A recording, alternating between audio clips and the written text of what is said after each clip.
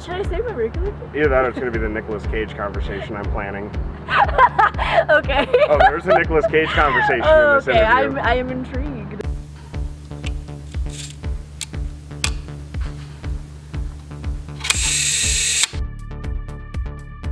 Hey, what's up you guys? Nick here. For those of you who are new to my channel, my name is Nick. I'm a professional photographer. I've been shooting professionally for the last 3 years, and I've had a camera in my hand since high school. Okay. And today I have with me Z.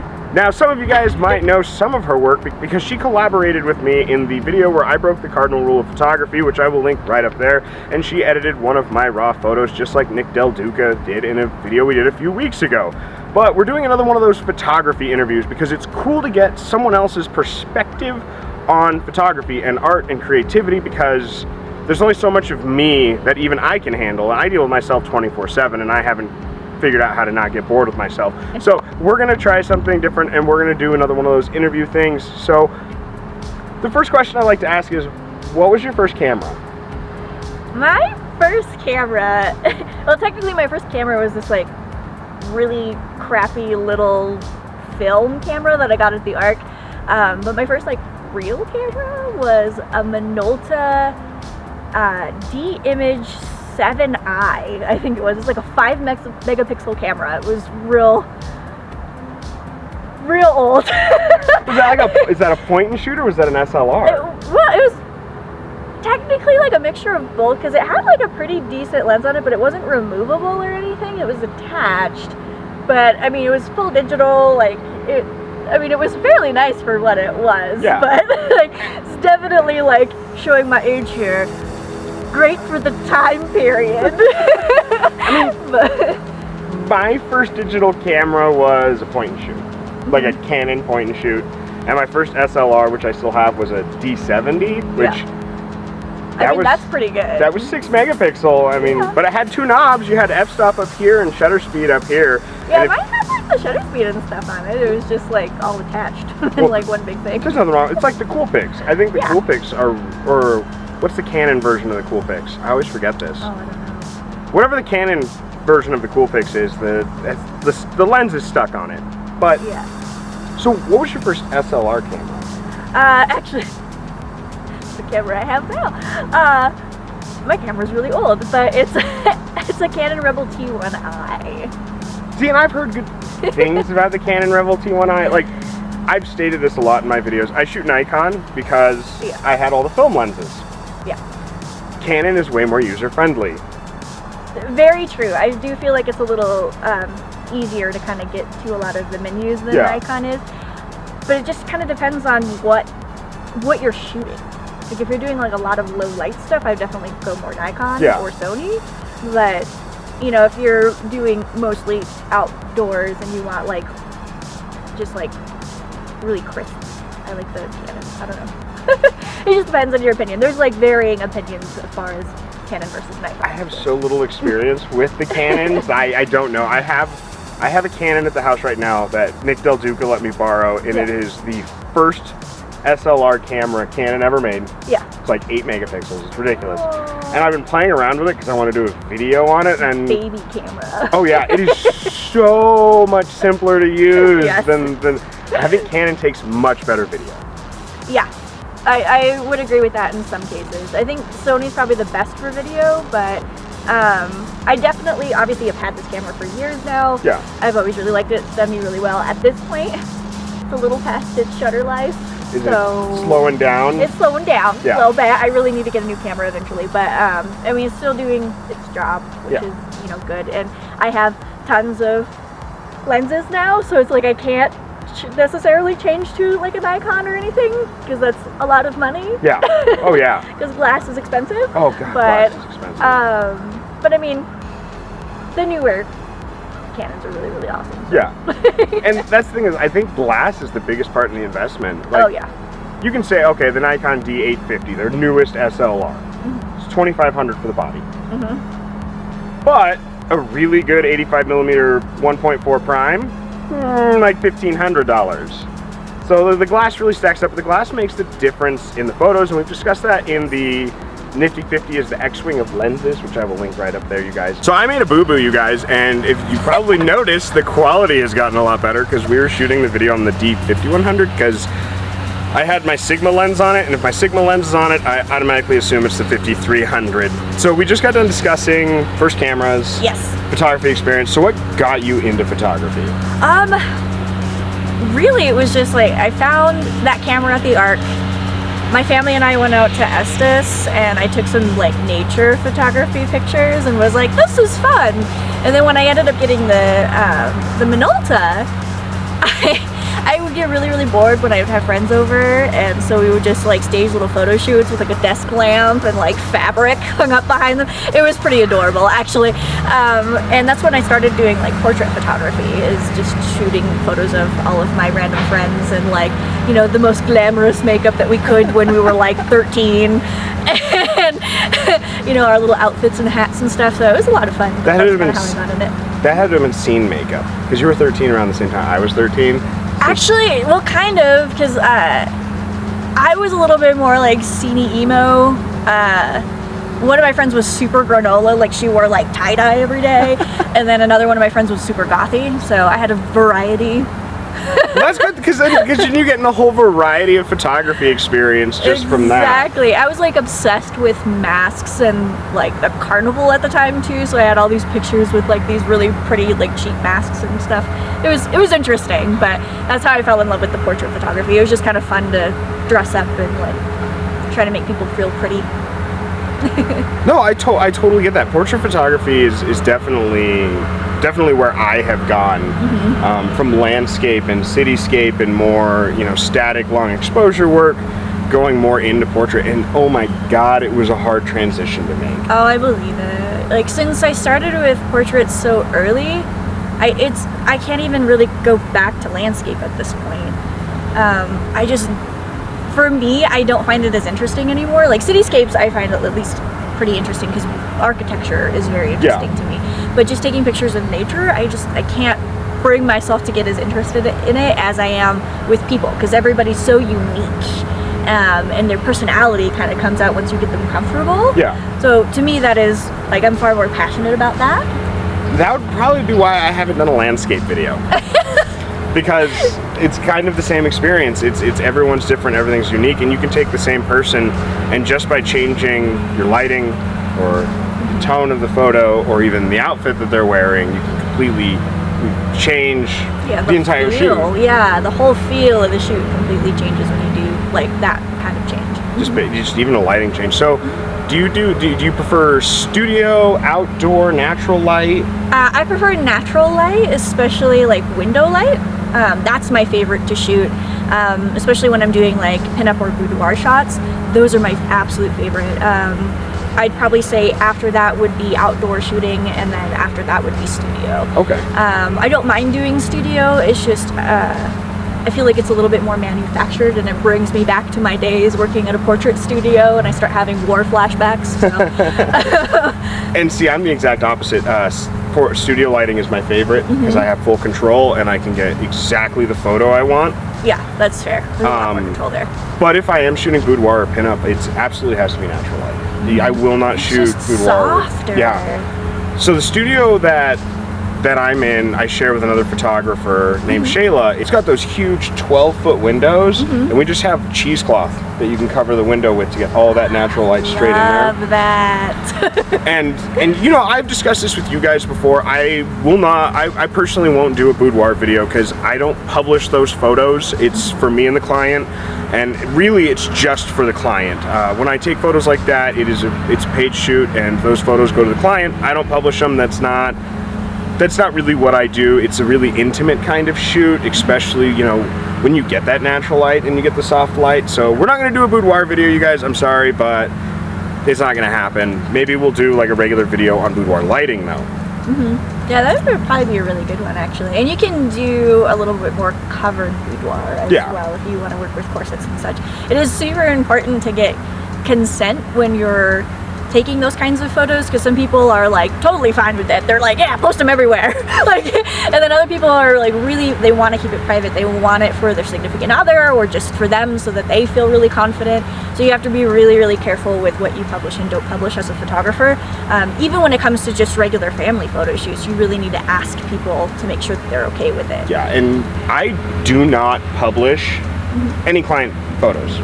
Client photos don't go in my portfolio of any type, and it's just because it's in my contract with them. It's like, I can use this photo and anything, but I'm not going to. It's, you paid me for this service, it's your service. If I'm going to use something for my portfolio, I set up a shoot with a model.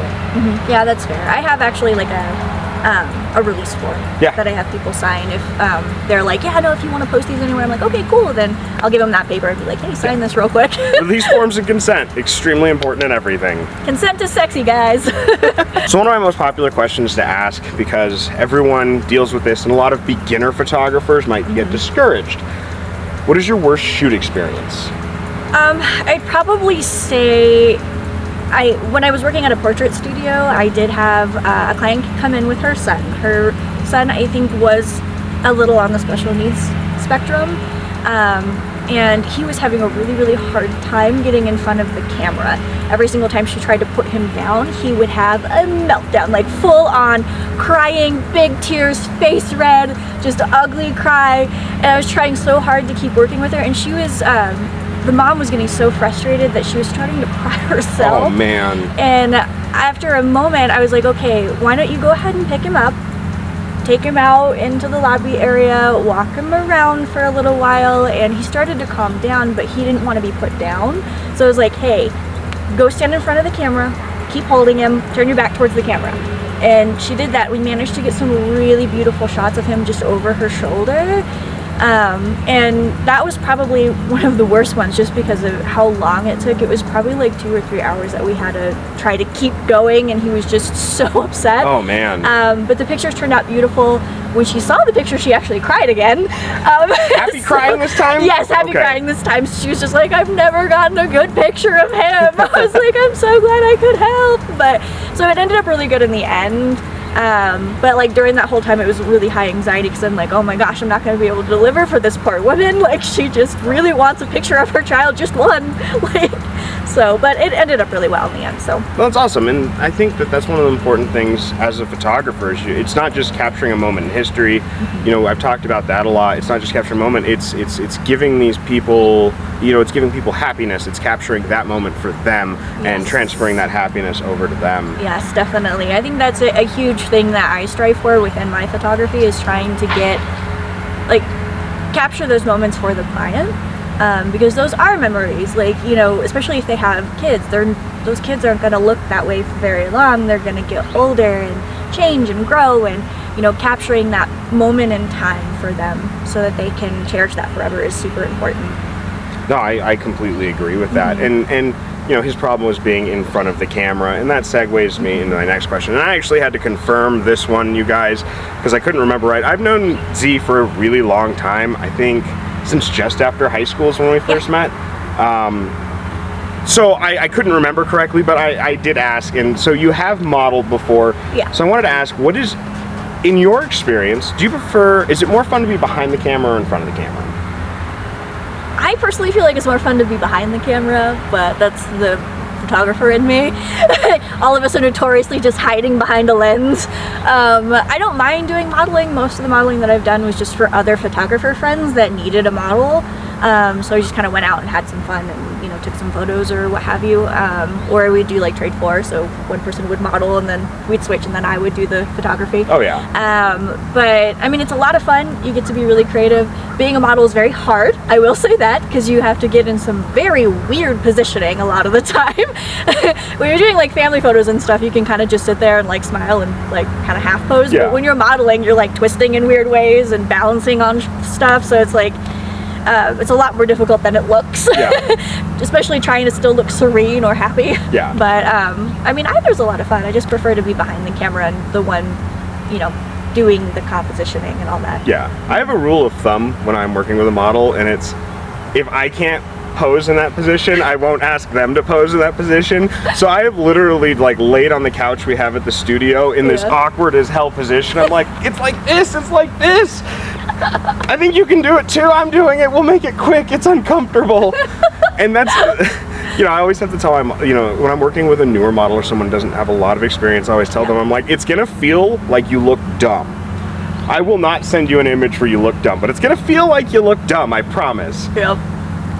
I actually had a conversation with a hairstylist, random, but she was telling me that she did some maternity photos because we had gotten on the subject of photography, and when she was shooting with this photographer, she thought this lady was crazy. Like, just like, she goes, I was actually getting really irritated with her because she was asking me to do all these weird poses. She wanted me to lay down in this tub that was like full of toys.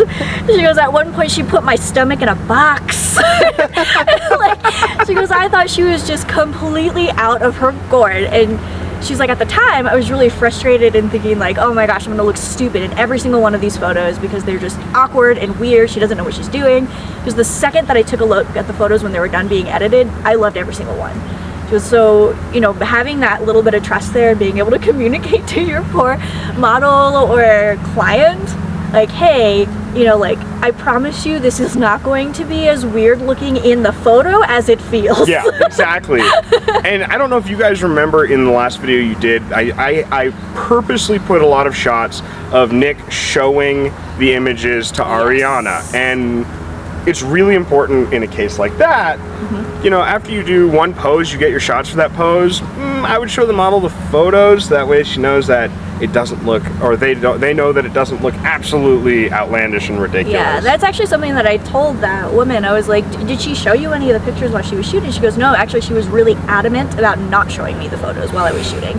And I was like, yeah, like, as a professional photographer, I would never do that. Yeah. Because that's how you can egg your client on. Be like, look at this, look how beautiful you look, or look how great this looks.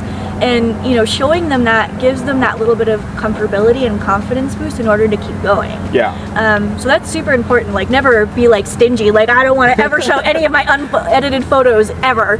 Like, you know, take a second, be like, hey, look at this one. And you can pick the best one out of the ones you shot. Yeah. I mean, they're not going to be able to tell much from that little screen, but, little tiny screen. you know, at least gives them an idea of what the photos are looking like as you go. Yeah, and that's one of the things that when you show the photos and you show them how great they look, they gain more confidence. And I have a saying, I still need to put it on one of my t-shirts, but I love a model who's a narcissist in front of the camera. Fair. like if they're totally not, like, there's this one model I work with, Valerie, and I'll share an image right here with the magic of editing, but Valerie is a total narcissist when the camera's on her. Sweetest person in the world normally, but as soon as the camera is up and we're in the studio, she knows all her best sides. She knows like everything. She's totally narcissistic, and she has these fierce eyes that she just turns on. I don't know how she does it. Oh, that's awesome. I but she can just instantly turn on these, like, the fiercest eyes ever, and it's. And I've seen someone go from being very timid and shy to getting like that just by showing them the photos on the back of the camera. 100%.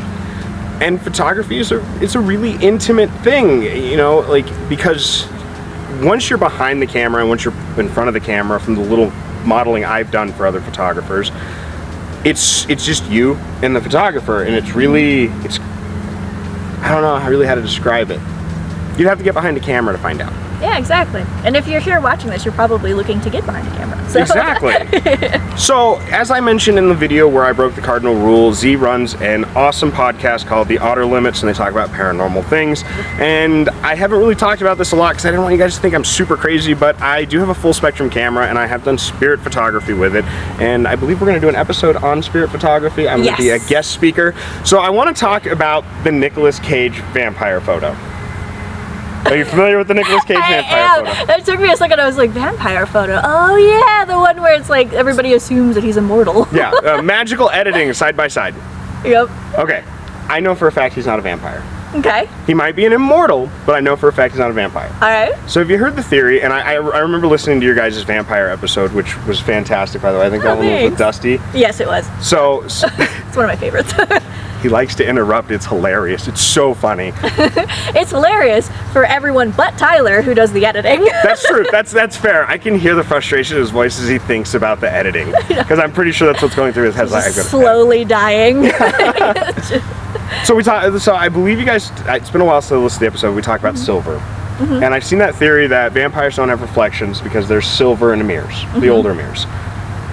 That photo taken of Nicolas Cage back then was a silver gelatin-based photo. Ah, there we go. Some historical photography evidence. I like it. So it can't actually be. He can't be a vampire because. I feel like that holds water. I like that. That's a good theory. It is, because I've made my own silver nitrate. I've done a little bit of wet plate photography this summer. You guys haven't seen it because it looks awful. And I've done a lot of dry plate photography, and I'm going to plug that link up there. But it's silver. It's just straight silver nitrate and photo gelatin. There's no way you could capture a vampire with that is so cool. I never would have thought of that. I like that theory. That's a good theory.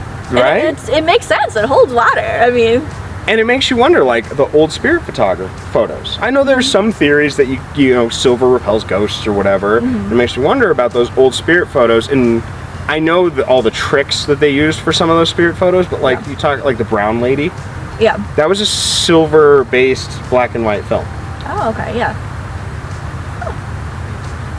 I never thought of that. Now I'm like thinking, like all of the old photos that I've seen of spirit photography, I'm like, were those old enough to be just silver nitrate? That's all I'm going to think about now. Well, and like silver black and white film was used up until, I think actually, I'm going to be honest, I'm not, don't quote me on this, I'm not sure, but I think Ilford, in a lot of their black and white films, it's still a silver base. Oh, it might actually. Because Ilford's the brand that I use pretty much always for film photography. I love Ilford. It's so good. It's so cheap. So cheap and so good. Even like all their paper products and stuff like that too. Oh yeah. But anyway, film nerd. So, film photography. So what is your favorite film format? Probably medium format. I just love it. I mean, it's one of those ones where you just have so much to work with. You can blow it up, you can leave it small. It's just like the amount of detail and especially the depth of field is just beautiful. Everything about it is gorgeous. So do you use a twin lens reflex 120 or the SLR 120s? I don't think I've actually used either. Like, because I've done like the medium format on Mamiya's. Okay, yeah, no, I love those cameras. Yeah. I've only used one once, but they're awesome. Yeah, so I've done most of my medium format photography on those, because that's what I worked with when I was in school in England. So, but those are beautiful. They shoot gorgeous. So I haven't really worked with like regular medium format cameras now. I like the twin lens reflexes, just because they're so small, and I'm going to plug the video about my twin lens reflexes. They're so small, and it's at chest level. So doing street photography, one of those, because it makes it so much less invasive than having a camera up here. And street photography in general is really controversial right now. Like a lot of people are getting mad about street photographers, which I see both sides of the argument. That's true, and it is. It's one of those ones where it's again the consent. Like people don't like getting their picture taken when they either don't know it or they've not been okayed beforehand. But it's kind of hard to walk up to someone like in public and be like, "Can I take your picture?" and then them still act natural. Yeah. Because I've done quite a bit of street photography. I took a whole class on it, and I actually did a series of photos where I took pictures of people commuting on the bus when I was in England. So it was really interesting. The pictures came out beautiful, but I got some weird looks because you can hear the shutter click. Yeah. So I'm like on the bus, like, and then wind down. Yeah. And wind. That's the loudest part. You hear the shutter click, and you're like trying to hold it down here and like wind it incognito, but it's so loud. But I mean, no one got mad at me, which was at least good. But you definitely do run the risk of someone coming up to you and be like, "Hey, why are you taking my picture?" Yeah, I've gotten threatened. It was several years ago, and I was doing long exposure with neutral density. Like no one was even in the photos. Like, and someone came up and like, "Why'd you take my photo?" I'm like, "Dude, this is a 30-second exposure." It's like you were not in this. Yeah, you weren't. Like, you could have walked straight at the camera and you wouldn't have appeared in this image. Like, that's one thing to keep in mind too is safety. Is safety when you're photographing out in the world. Because stuff like that does happen where people get really up in your face if they think that you've taken their photo. If you're in a place that you are not supposed to be, that's a big one, especially for you people out there that like to do abandoned building photography. Be very careful with that. I have personal experience with that. I think I've heard that story. Yes, where quite literally got chased down by a guy in a pickup truck. Cut us off, chased us all the way to the highway, at one point pulled out a shotgun, and we were the ones that he tried to press charges against for trespassing. So be very, very, very careful. I think that's in one of your guys' episodes. I think so, yeah. Yeah, so definitely, absolutely, urban explorers too. Yes. Your guys' photography is beautiful, but I would never do it. I mean, I would, but with permission. You got to be really good at like finding out who owns the space, and if you have permission to be there, it's totally fine. If you know how to be safe, you know, it's totally fine. A lot of the times people don't want you in there because of safety. They don't want you to fall and break a leg on their property. And sue them. Yes, exactly. So it's like there's gates for a reason. Yeah. So always get permission first. Always get permission first. Yes. We talked about your worst photography experience. What has been your best or your favorite shoot or shoots? Or shoots. I actually do have two. The first one is actually, I did a shoot with a couple of moms and their little daughters. They were friends. Super cute. We had a blast the whole time. They were, the kids were mostly just like running around and just being like adorable. One was crawling around because she was a little too young to run. But they were so cute. They had like these colorful tutus on. They were super happy the whole time. We got some beautiful pictures of the moms too. That was probably one of the most amounts of fun that I've had on a shoot. So it was just like a lot of laughing and joking, and like the babies were just super into it. So I love when kids cooperate. I know. Well, they were just having fun and playing, so it worked out really well. I did a set of wedding photos not too long ago, and the groom just wouldn't smile. So I brought out a rubber ducky. Literally, I brought out a rubber ducky that I have for so many children's times. and it worked on the groom for both the engagement photos and the actual wedding photos. Literally, I just pulled it out of my pocket and went squeak squeak at the wedding, and he just big old smile. It's amazing what like little things still work for adults. Oh yeah. Because I've totally had that too, where an adult just wouldn't smile, and when I was doing like in studio photography, I would make noises and like quack and stuff to get kids' attention. And so like, and adults are prone to do this too, where they like are looking everywhere but at the camera. I'm like, why are here? Look here. Look at the lens. I know it's scary. Yeah, exactly. I know it looks like an eye, but look at it. But there's been times where I'm like and they look straight at me and start laughing. I'm like, click. Yeah, that's perfect. But there was that shoot I loved. And I'm gonna share a photo here. Yep. And then the other shoot that I absolutely in love with is there's a model that I work with. Her name is Charlotte. She is absolutely stunning. She does pinup modeling locally.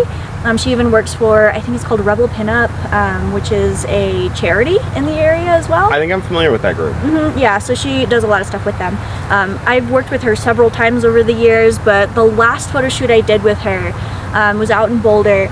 We found this like beautiful blue fence, and it was during fall, so there was all like the colored leaves on the ground. What a beautiful contrast. Right? And she was out there in like her corset and like her little bralettes and everything, and we did like a full-on boudoir pinup shoot with her, and it was absolutely stunning. I loved every second of it. She had a blast, I had a blast. Like, that's how you know the pictures are gonna come out good too. Oh yeah. So any advice you'd give a new photographer?